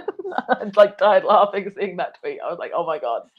Oh, can I make a totally irrelevant comment about hair going back to the dance, which is that I'm going to make the completely unsolicited suggestion that I think Zach Laga needs a new haircut, a new hairstyle, because he's had the same hairstyle since he was in juniors, and it makes me feel like he has not aged at all. And I want, which is part of the problem, because they keep giving them junior programs. yeah, and I know we're always going after the women of like, oh, she dyed her hair, she could do this thing, or like that would give a different approach. I'm like, I'm sorry, I think he I don't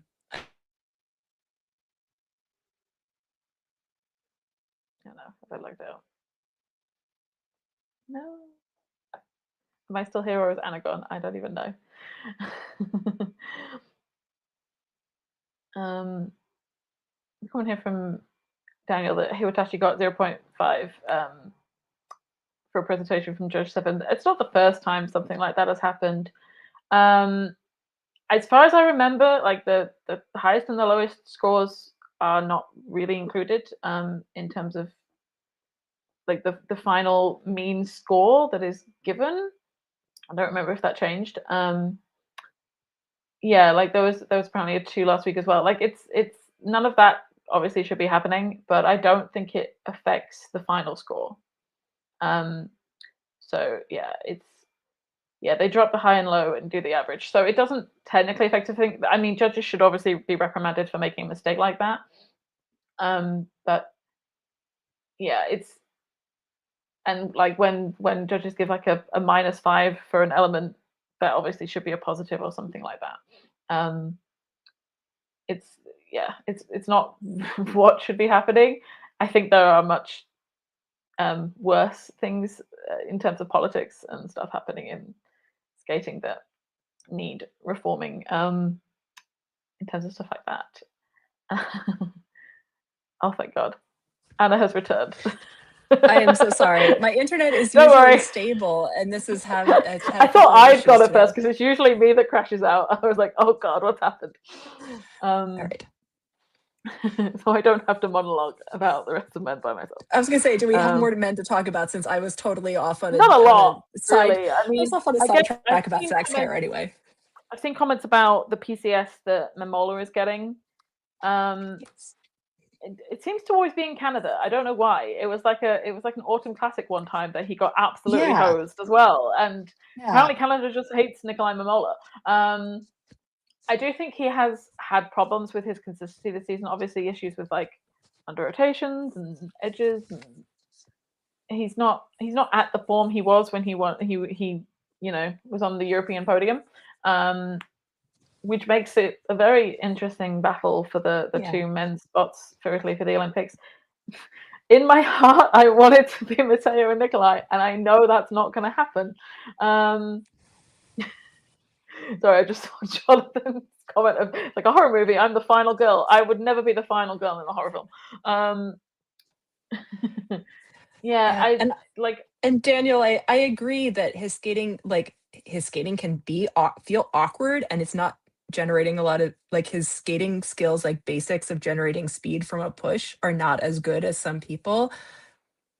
And he also has such like a soul of somebody who is like feeling the music and emoting, that it's like those things like don't always match up. I feel like he's someone whose components are harder to judge than other people's, because they can be all over the place and vary a lot on the day and who you're putting him next to also. Yeah. But I think sometimes he gets overscored, and I think sometimes he gets underscored. And I wouldn't say that it's a consistent problem, as much as like it's going to depend on the judges of the day and how they view him, and then also how they feel like they can place him politically, where I felt like here there were some other things going on that he got a little he was a bit the odd one out. I apologize for the fact that it just started raining and I'm in the conservatory and it's really loud and getting louder by the second. Yeah. So I will But occasionally mute myself. Hopefully it will calm down a bit. Currently not calming down at all. I don't know if you mentioned this earlier about it was commenting about some of the things that are happening in the marks with like Tomoki getting a 0.5 out of I was thinking 10. about that while you were gone. Okay. Yeah. Yeah. Like, come on. We gotta, isn't this why you have like, I don't know. Do they need somebody there It's to something that should be pointed out and rectified before it gets to the point of those scores going out. I mean, it doesn't affect things too much because, as we were saying, the highest and the lowest scores are discounted. So it doesn't affect the score unless more than one judge did it. But it should be something that's being fixed before those protocols are going out there. Yeah, a little bit of, do you need maybe they should have a little pop of like, did you mean to give, if did you anything mean to starts give with a somebody 0. 0.5? Because nobody should be getting that unless they are literally crawling along the ice. Yeah, that was an interesting one. I definitely encourage, if anyone has not gone, to look at the like judges scores for some of these events. There was some fascinating judging happening at this event. And just like in the dance event, but even in the men's and the women's, there were some like wild ordinals happening. Some judges were judging very different competitions from each other. So when we can say like the judges were doing XYZ thing, like, yeah, it looks like that sometimes, but there also were like, yeah, it's one of those competitions where I'm like, I would love to be able to like sit in on the panel for like the Canadian judge who put Marjorie and Zach above Piper and Paul, for example. Like there were some interesting things happening at this event. Yeah, for sure. Okay, I guess we can give a little preview for NHK next week. And so it should supposedly, unless something happens, be our first taste of the Shibutanis returning. That is gonna be exciting. I'm kind of like, I saw somebody on Twitter was like, I hope that they show up with like the world's best program totally locked in and blow us all away. And like, yeah, I'd love to see that. I mean, I would agree if we didn't know what we know. And the video that circulated a while back. That's true. But yeah, I mean, obviously Caroline and Michael had the injury in China. They're still going. It seems like it's not too bad for him to still be training and performing. So hopefully it is a better result for them this time. This should be this should have been, going into the season, a battle between Fair Gibson and Greena Fabry, but this is going to be a clear run for Fair Gibson. So yeah, I would imagine. I'm excited to see the Tashlers because I think since they've debuted their programs, they've made some changes, like taken out some things that were awkward and stuff. So I'm excited to see how they look. I really enjoyed both of their programs this year. And I mean, this is easy for me to say because these were the teams that I actually saw in practice recently, or relatively recently. But I really enjoyed both of the Toshlers programs this year. I also really enjoy both of Pirahara's programs this year. And so again, there aren't that many ice dance programs that I'm actually enjoying. So I will, that's something to look forward to for me here. I'm also very interested to see how Sui and Han look they've only had a couple of weeks. I can't imagine things have gotten much better. I'm wondering if the lift is going to get called this time now that they are not in China. I forgot to say when we were doing pairs, I was looking at everyone's like reverse lasso lift at the short program after the controversy last week. I was like, oh, so that's how they do it. That's how they do it. I'm really interested to see how Emily and Spencer look here. We've got Elisa and Misha, Emily and Spencer. I think that's going to be an interesting head-to-head. I'm also curious because usually, going into the season, you'd think it would be a walk for Efimova Mitrofanov, but Spencer and Emily have been doing really well so far to start the season, and Alyssa and Misha have not been entirely clean. So it might be closer than you would expect. And it's a great opportunity for, like, you know, if Emily and Spencer could beat them here, it puts them into the conversation in yeah. a way that, and like, I think for a little while we're like, oh, well, you know, it looks like Cam and O'Shea are maybe faltering a little bit. Maybe they're not a lock. You know, it's like, again, like I think there are so many good but inconsistent US teams that I will be excited if it can start to be more of a contest of people doing well. I would love that. I'm also super curious to see how Yuna and Sumitada, the Japanese team, look here. They were so strong early in the season, and so I'll be curious, like, how they place in a stronger field of pair teams here. Yep. And I just realized, looking at how many back-to-backs we have in the women from this week to next week. Like, there's Yuna Aoki, there's Ah-Sun Yeon, and Sarah Everhart are all doing back-to-backs between Skate Canada and NHK, which is a pretty long distance to go for a back-to-back. I'm also very interested to see Luna. Obviously, we saw her at Chinese Nebelhorn, but I'm happy to see her back on the Grand Prix again and see how far off she is from, like, Kaori. Definitely. I'm excited to see Wakaba. It'll be fun to get to see her for the first time on the Junior Grand Prix. Also, Livia Kaiser is back and hopefully healthier.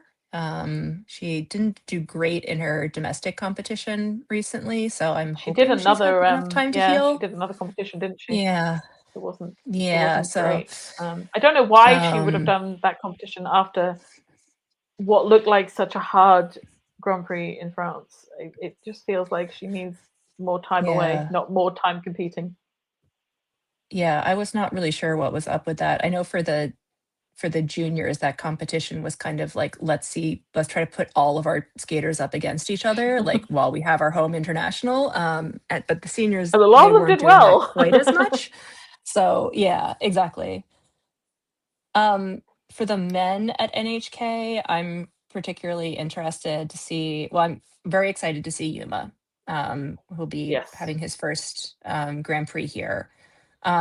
Also excited to see how Matteo Rizzo does, because as we were discussing, sentimental favorite, I really want him to make this Olympic team, but he's got to start showing better performances if that's going to be the case. It's also the fact that we know he's retiring, and I'm just like, oh, please, just let him go.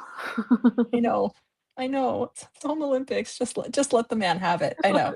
let him go. Adam Higara's first senior Grand Prix. It's gonna be fun. He's got the quad now. I think it's still a bit inconsistent. He had it like once and then it fell on another one. But if he can, like, incorporate that and still have the same consistency he had when he was just doing the triple axels, he's going to start climbing the rankings very quickly. Yep, I am excited for that. And Sean's going to be looking to lock in a Grand Prix final spot.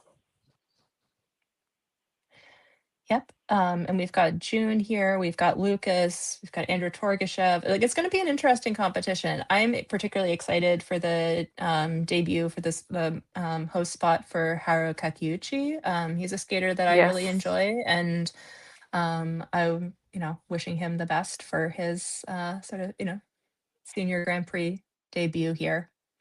I'm interested to see Jimmy as well, to see how he fits into the mix of the third American man, because I am at this point, I have been penciling in Tomoki because he's been so consistent. Obviously, it wasn't like the highest placement result in this competition this week, but he's like doing a back-to-back, and I think he fell once or popped. I think that was the drama that he had.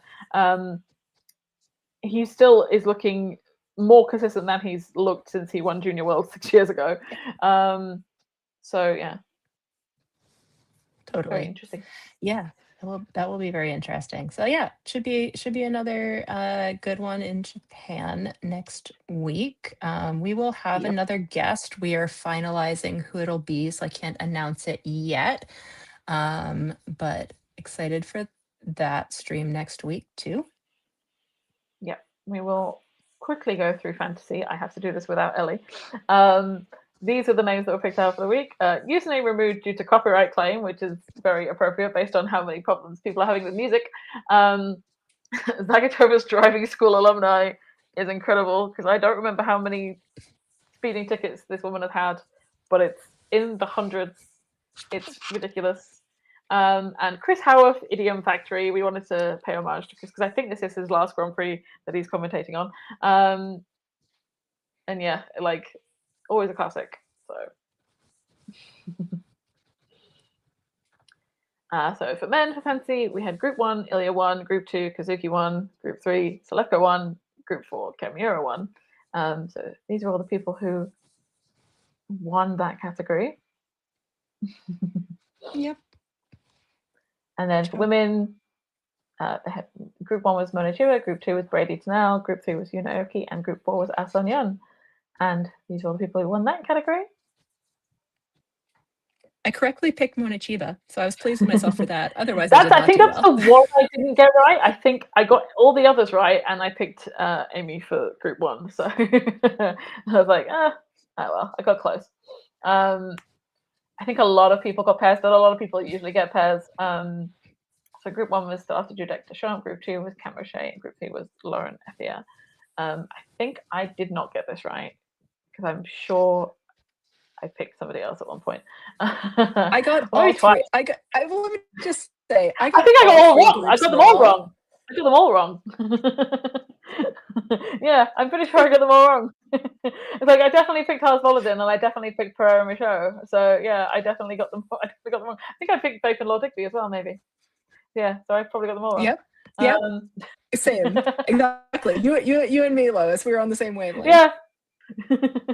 I was like, oh, Anna and Luke are going back to their old short program. I'm sure it'll be the worst short program they've probably ever done in their lives. So yeah, quite a lot of people got that right. We were not one of them. And then Ice Dance, Gilles Poirier in Group 1, Reed and Bruna Vicious in Group 2, Lim Kwan in Group 3, and John van Rensburg Stefan in Group 4. And those are all the people who got that right. And more. A lot of people got it right for dance. I can't remember if I did or not. I might have done. I don't remember who I picked anymore. I got Piper and Paul right, and everybody else wrong. It's no! not true. I did pick Allison, so I had groups 1 and 2 right, but I might have picked. I don't remember if I picked Lim Kwan or Laurie Lagak. Actually, I do not remember between that choice who I picked. I thought the Canadian cooking was going to happen. You thought happen, Canadians were going to come through, yeah. Lagak. Yeah. Yep. I probably did too because I thought Lim Kwan on the back-to-back would not be as good, but yeah. I love the name The Lion unfortunately does not concern itself with figure skating. Such a good name. I mean, unfortunately does concern himself. It does. Yeah. It's like, oh my god, I just saw the name Give Emily Chan a Gun. Oh my god. So many good names. Like it's hard it's sad to like mention them because then like it feels like we can't like draw attention to them for when we do the like favorite names of the week. Yeah, everyone's doing very well, I think. I mean, there's obviously a lot of people who are not doing as well. I'm not doing that well. Bring back the waltz. I'm glad you're winning. I concur. And then obviously a special shout out to Adam Reisinger, who is on our producer tier on our Patreon. And if you subscribe with the top tier, which gives us the most money, you'll get a shout out during one of our streams. Thank you everyone for joining us. So thanks everybody for joining us. Please subscribe on YouTube and get the notifications when we are putting up our next live stream. And you can also listen to these as podcasts if that is ever more convenient. And you can subscribe to our Patreon. Yep. And what am I forgetting? I don't know. thank you for all of the support. I am was very gonna say, I don't excited. have It's anything only 2 to. weeks until I start going in person. So I appreciate Yes, it. I was gonna say I don't have anything to like start promoting. We obviously had an A to Z out last Friday. I don't know when the next one's going out, so there will be another one soon. Yep, there are more coming. Yes. Thank you, everyone. Bye.